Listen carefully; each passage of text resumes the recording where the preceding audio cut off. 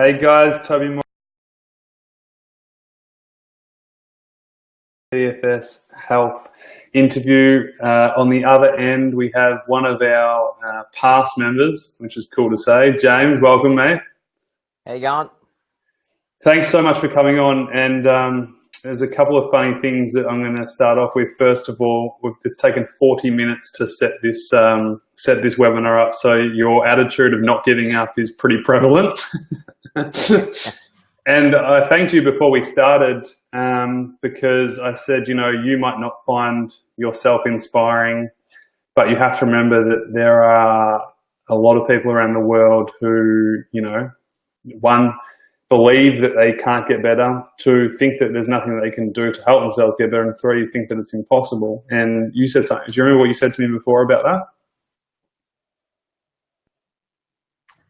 Yeah, I used to think that as well. Obviously, I went from being able to do anything I wanted to being bedridden. I couldn't even go for a walk without coming home and crashing for hours on end. So yeah, I sometimes forget. I just go, hang on, I've got it really good now. So yeah. Yeah, and so I appreciate that. So for any of you who are watching this live, feel free to give this video a thumbs up and let us know you can hear us and see us clearly.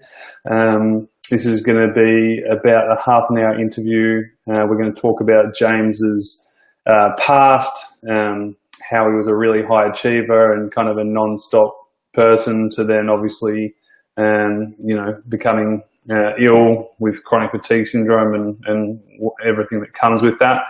And then we're going to talk about what he did to get better and improve, and talk about what he's doing now. And we just spoke before, and we're friends on Facebook, and I'm either seeing you on the ocean, and on your boat, or you're kite surfing, or you're doing something that's intense and full on, which is what a healthy person can do. So it's pretty amazing, dude. Let's start off with what you were like before CFS and kind of what led up to that that crash. That where you just hit the massive wall and you got sick. One word: off the rails. Yeah. I was super fit. Yeah, I was super fit. I was going to the gym every day. So my routine was get up before 4:30 a.m., go to the gym, do supersets and whatever it was that day. Then I'd usually smash heaps of caffeine, Red Bulls, whatever was going to get me through the day. Then I'd finish work. I'd either go kite surfing or I'd go for a massive run. I was doing like interval training, so I'd run really hard for 5 minutes, stop, do push-ups, walk and rest from home. And then on the weekends, Friday nights I'd go out. Sometimes I wouldn't go to bed.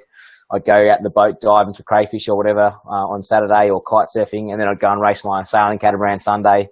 Go out Sunday night drinking again, and then Monday morning I'd be straight back into the Red Bulls or whatever it be to get me through the day, and straight back in the gym.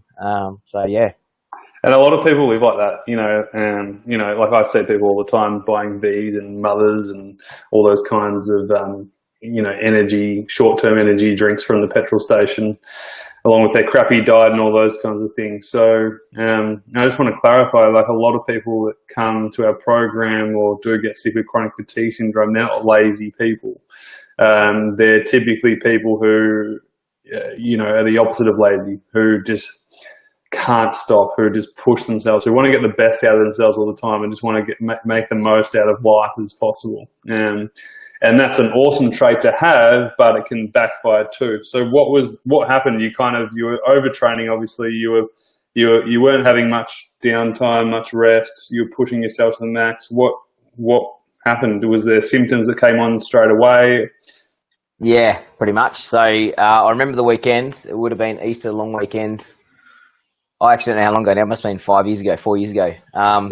So I'd been out kite surfing every day. I went out drinking and partying, God knows whatever else, at night. I just pushed hard all weekend. I didn't get any sleep over the weekend. I remember waking up on the Tuesday, which was the first day back at work, going to work, being okay. I went to the gym. I remember being really tired.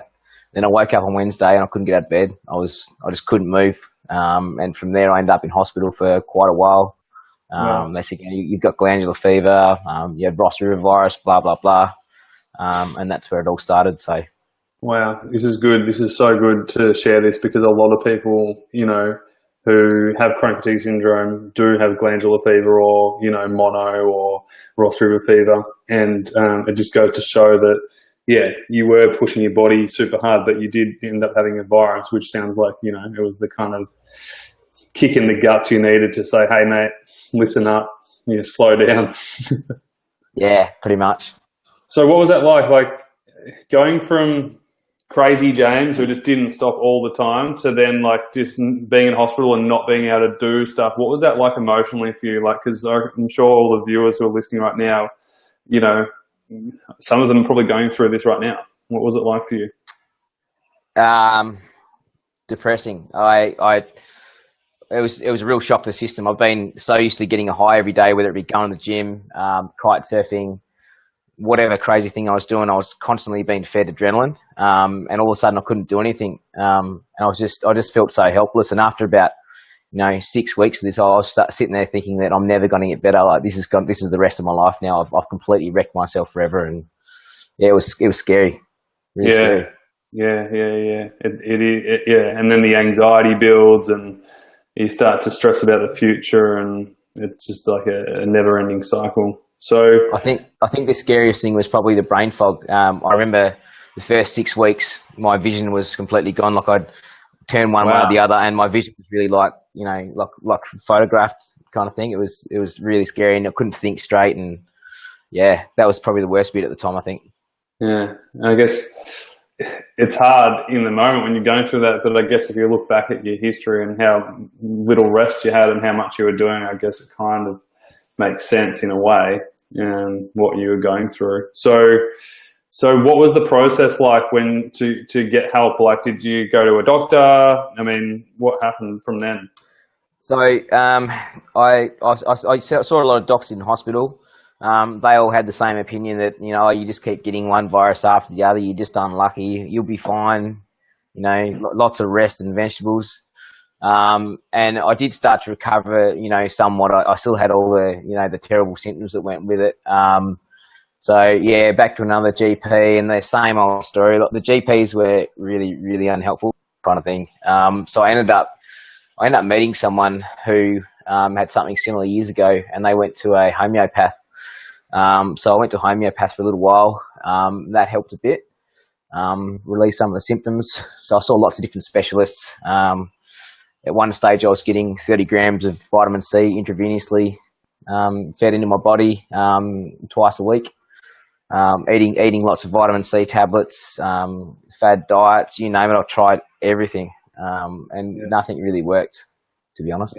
Yeah. What was the strangest thing a doctor said to you, or the most annoying thing that a doctor said to you? Probably. You just find you just keep catching different flus after the other, one after the other, and I was like, come on. Yeah. And that's just so common. If anyone's watching this right now, in the comment section, let us know. Was that something similar that happened to you, that you felt like there wasn't much help? You weren't given even some form of guidance, like it's I think it's more of an acknowledgement thing. Like, the doctors a lot of them don't acknowledge chronic fatigue. They just like, you're fine. You're just sick, and and until you've experienced it yourself. I remember my uncles had chronic fatigue for as long as I've ever known. So if you're watching Pete, hello. And I remember watching that and looking at him and going, oh no, he's just lazy. It can't be that bad, And then once you've been hit with it yourself, you just go, oh my God, this is horrible. Yeah. So 100%. And yeah, it's not just in your head. You're not making it up. Clearly, there's physiological symptoms that are going on.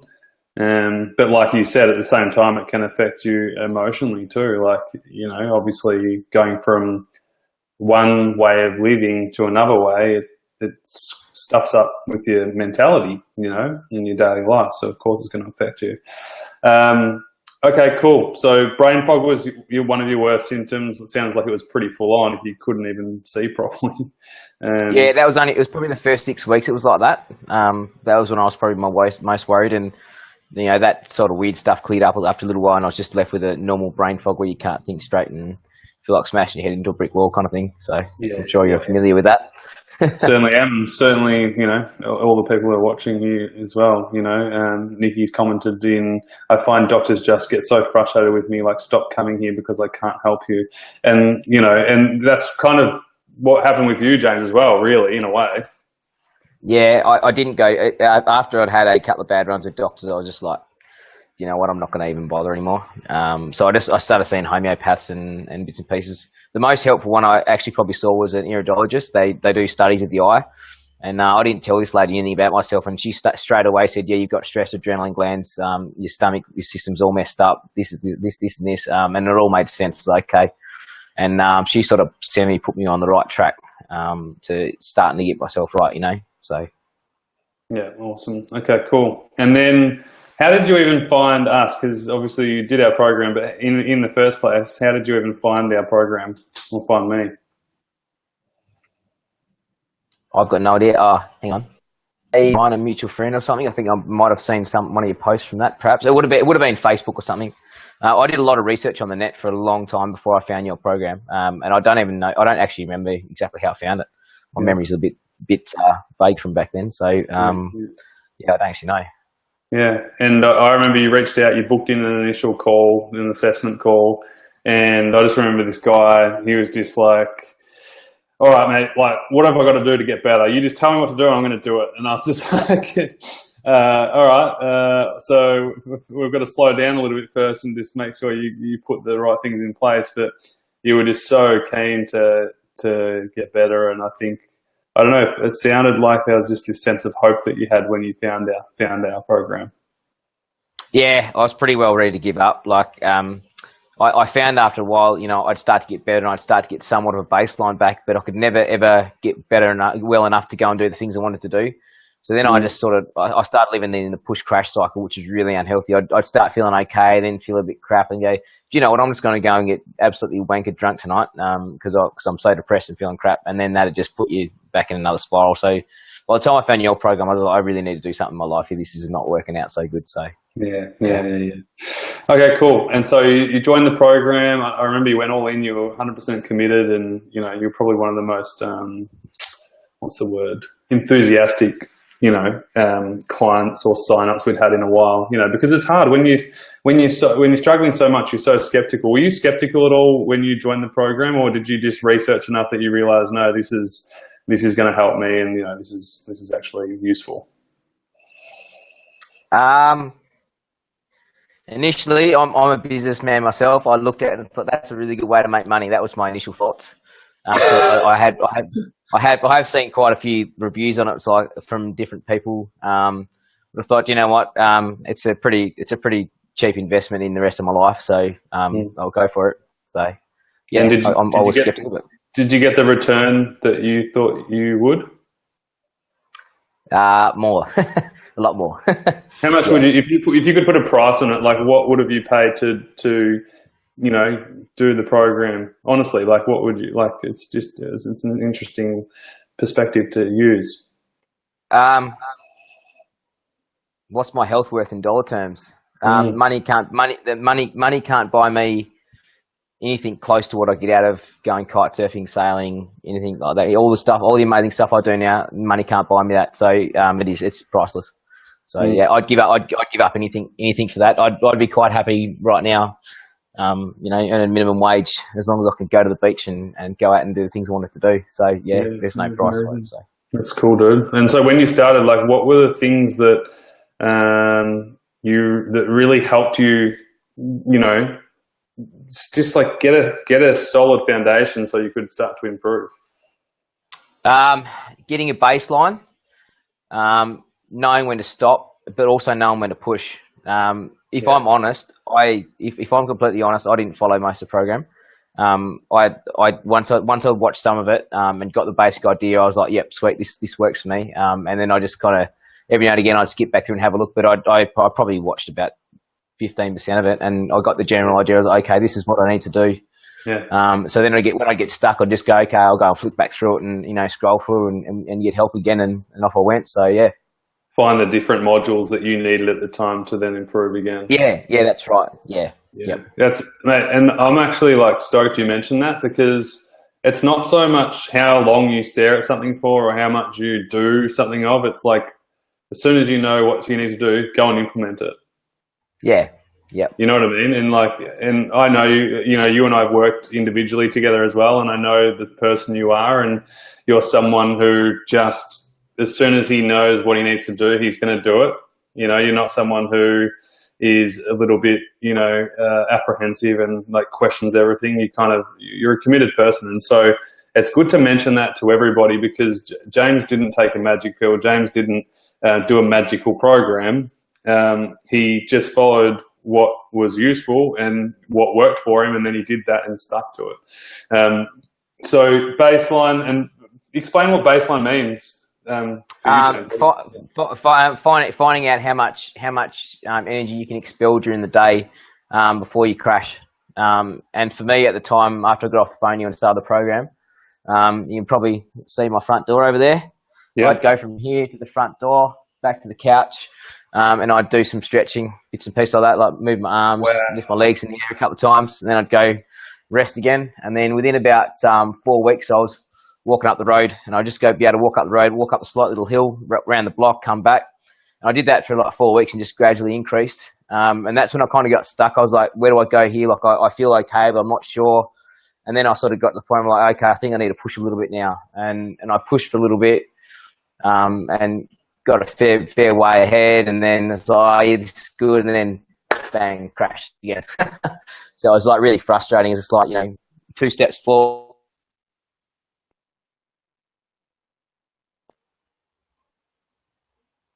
Oh, you there?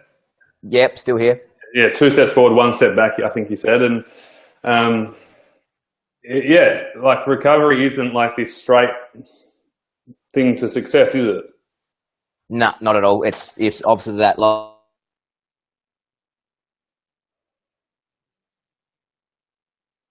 I've been stepping and doing lots of stuff again, and then I'd go back again a month later, and I was in the worst shape ever. Like, I was in big trouble, and I'd be back. I'd have to start from scratch again, pretty much. So yeah.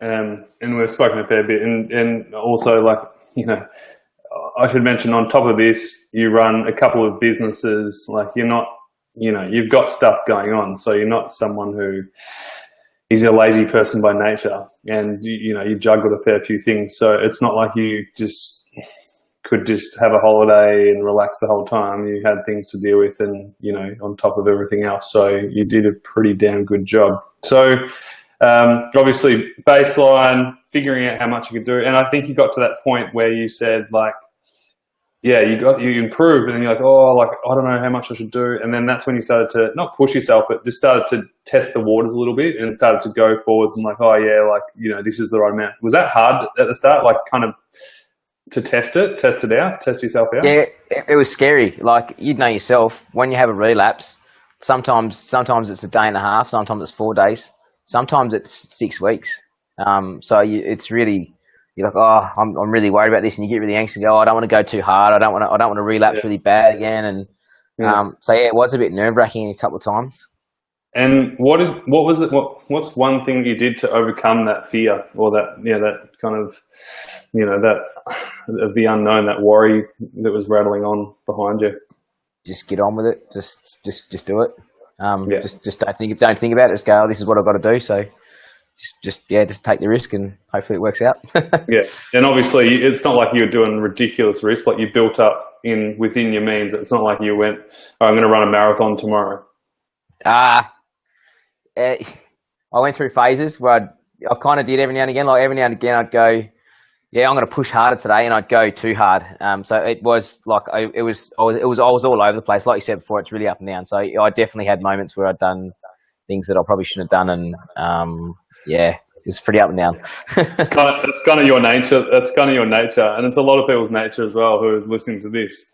So, and we just had, before we got on this interview, we were just chatting, and I was saying, how are you going now? What are you up to? And you're running I mean, you just travelled across the other side of the country just to pick up a boat, and you drove 36 hours or something, and then you started a new business, and you're running that, and you're doing all these sorts of things. And I think you said you did 2 all-nighters the other night working on your boat, fixing that up, and you said, but the good thing is I have the energy to do it now, but I also know when to stop.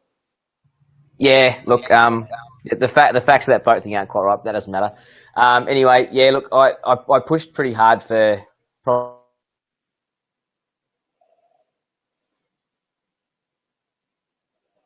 You got me? Yeah. Yeah, so I did push pretty hard for probably 2.5 weeks. Overdoing it quite a lot, like really pushing the boundaries. Like I was being a bit reckless, to be honest. Yeah. I did a few 36-hour sessions. And the next couple of days, I was sort of like, yeah, you've been going too hard, and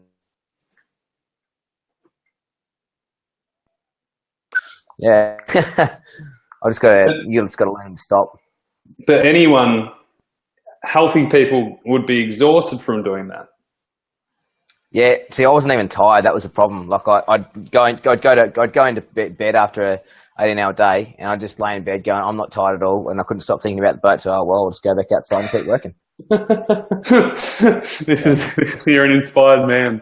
But the good thing is you've got all that knowledge and education from the program to know when to slow it down, and get things back into balance and equilibrium. So we're definitely not saying go and do that. You can, by all means, after you've recovered, go for it. But during your recovery, not so smart. James, tell us some of the things you've done since you've recovered. Like, give an example. Like you said before, even I can't believe the fact that your first thing was just to get to the door and back and a few stretches. I didn't know you were that severe. So now, where are you at? Like, what have you done in the last year? I know a few things. Tell us what you've done.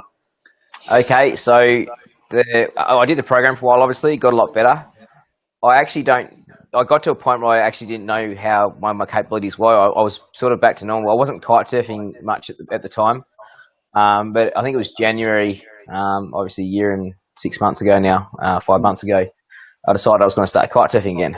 So I thought, no, I'm going to do it differently this time. I'm going to do it like the CFS program. So I went down to the kite beach, rigged up my kite, and kited for maybe 5 minutes. Came back to the beach, sat down, had a rest for a while. Yeah, I'll go for another 5. Went for another 5 minutes, packed up my gear, went home. A couple of days later, came back, did a 10-minute session. Then had another rest, did a 5-minute session, and then I just built up from there. And now I could kite for probably 8 hours now if I really wanted to. So you did build up progressionally. Yeah, I do that. I've done that with everything now. Gym, my whole life, pretty much everything. I've implemented it into everything in my life now. So yeah, amazing. I hope you guys are taking notes, or if anyone's watching this, make sure you take some notes down because, the proof's in the pudding. James is obviously like a perfect example of what you can do, where you can go with the dedication, with the right knowledge, and just with the application. It's really awesome to speak to someone who has tried pretty much everything, but also just has a really not boring but very modest, normal approach to recovery that's worked. Yeah, keep it simple. 100%. Yeah, and when it becomes complex, sometimes we just make it a lot worse. I just want to talk about tell us about Canada. You went to Canada. You did a snowboarding trip, fully recovered. You out there. How long did you go to Canada for? I think I was there for about a month. I was in Canada, maybe Canada for 3.5 weeks, and a few days in New York City. So yeah, fun.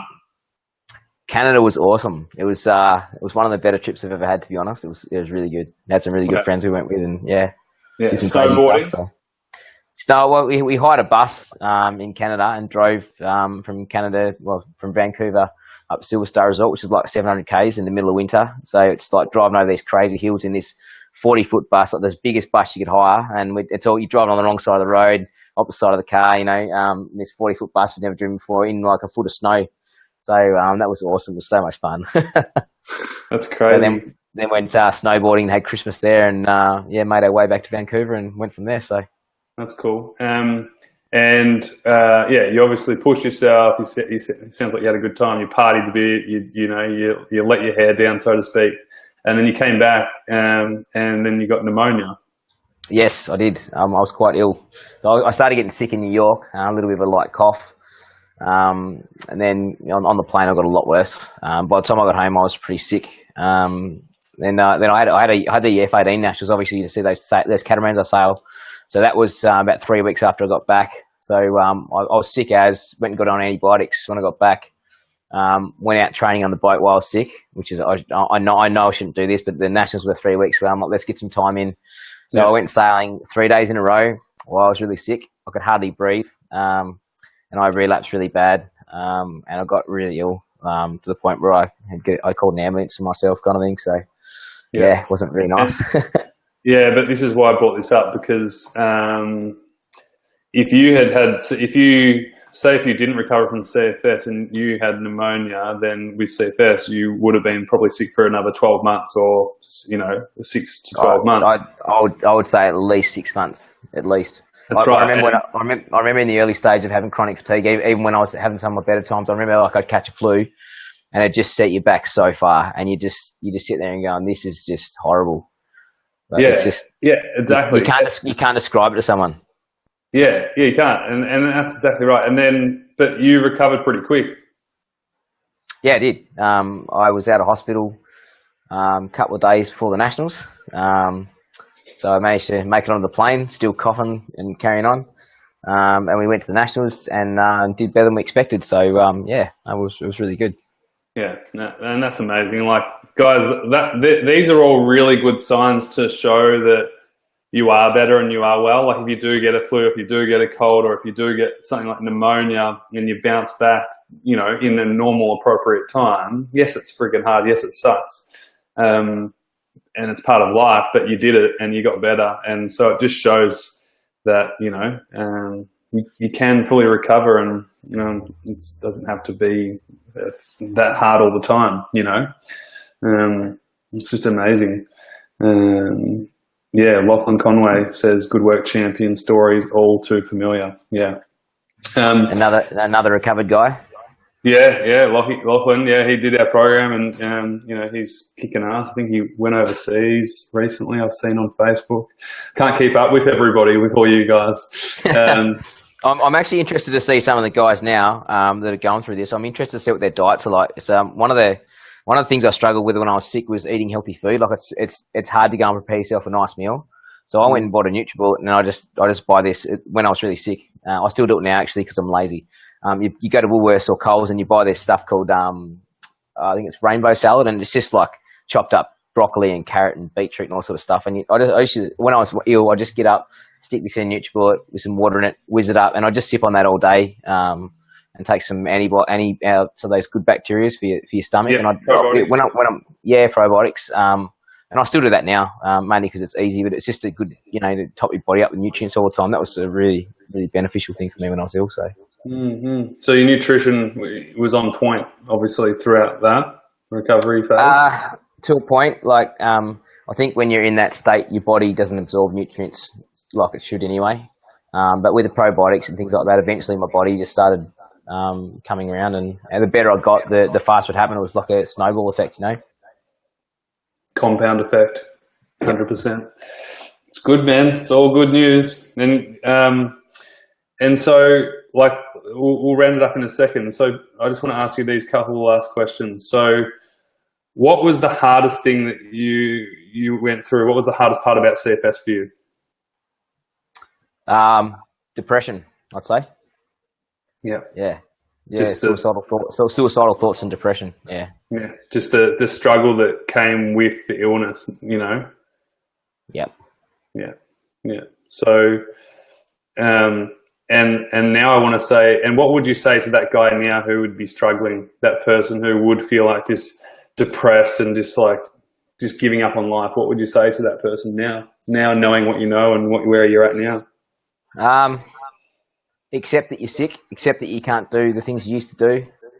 except that you've got to change things, and you've got to live differently for a long time to get better, or else you're just going to live in the push crash cycle for the rest of your life. Mm. Yeah. Awesome, man. I love it.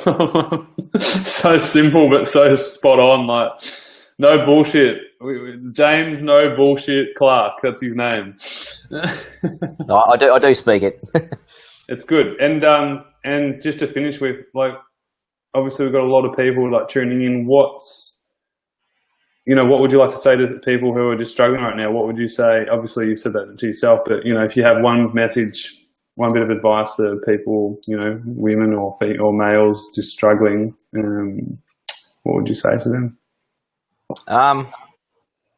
Don't try too hard, but don't slack off either. Like, you just got to find a happy medium and decide this is what I'm doing, and just stick at it. Even when you're having bad days and you can't be bothered, you just got to stick to your routines and keep pushing, or rest if you need to. So yeah, and they'll work it out themselves eventually, I guess. Yeah, 100%. And that is the key. It's not about just like, constantly pushing all the time or constantly resting all the time. It's about that fine balance. And lastly, man, like, you did a lot of research. You tried lots of different things. When you called me, we spoke. You were keen, like you were just ready. You're like, let's go right now. Here's my credit card, and I slowed you down. I was like, listen, I've got to make sure that you're the right fit for the program. What would you say to anyone who either doesn't know about the program but has found it now, or who's been thinking about joining the program for 6 months or 12 months but hasn't joined? What would you say to them? When you want to get back to your old life, it's up to them. Like, the sooner you get into it, the sooner you'll be through it. So, yeah. I wished I'd started the program 4 years ago. Who knows where I'd be now? Like, I mean, it's been the last year and a half where I've been able to, get back to where I was, and now I'm actually doing more than I was before. If I would have found you 4 years ago, who knows where I'd be now? Like, the world's full of possibilities. So just get on with it. Let's do it. Yeah, and you're doing so well now. Like, just before our conversation, telling me what you're up to and your new business venture, it just sounds amazing and crazy, and it's just awesome, dude. Yeah, just the way we like it. Yeah, exactly. Yeah, you're doing well though, man. It's just really good to see, and I just think it's just so inspiring. If even just the comparison of you, literally your door's only 5 meters away, and that was your day. That was when I was bad, like when I was relapsed. That's right. Really good, but like, it's just such a good inspiration to see that, and then to have a vibrant bloke sitting on the end of this call, living fully. So it's just awesome, mate. So I really appreciate you coming on. Appreciate all the people who watched this and gained some form of inspiration on it. Obviously James, went through exactly what you're going through. Seen lots of different people, told lots of different things, but ultimately the three things that come to my mind about James, and that I know him personally, we've worked together, he's joined one of my my mastermind programs in the past, is he's committed. You're someone who is just a doer. So you're not just someone who's going to absorb information, but you're someone who's going to grab information and then do something with it. And you're someone who looks forward. You don't often talk about the past or all the bad things. And I know you're human, and I know you've gone through some tough times in the past, but you're not someone who really dwells on it. And I think that's just, such an awesome, attribute to have. And I think it's ultimately why you are the way you are right now. Sweet. Thanks, Toby. No worries, brother. Yeah, take that as a compliment. That's that's good for your Monday night. Yeah, so thanks so much for joining, everybody. If you want more information, or you just want to be like James and just join like he did, you can either direct message us on our Facebook page at CFS Health. Direct messages there, or you can go to our website, www.cfshealth.com, or just check out our YouTube videos and subscribe, and and just get the most out of you can. And as James said, is like, when do you want to start? When do you want to start improving and getting better?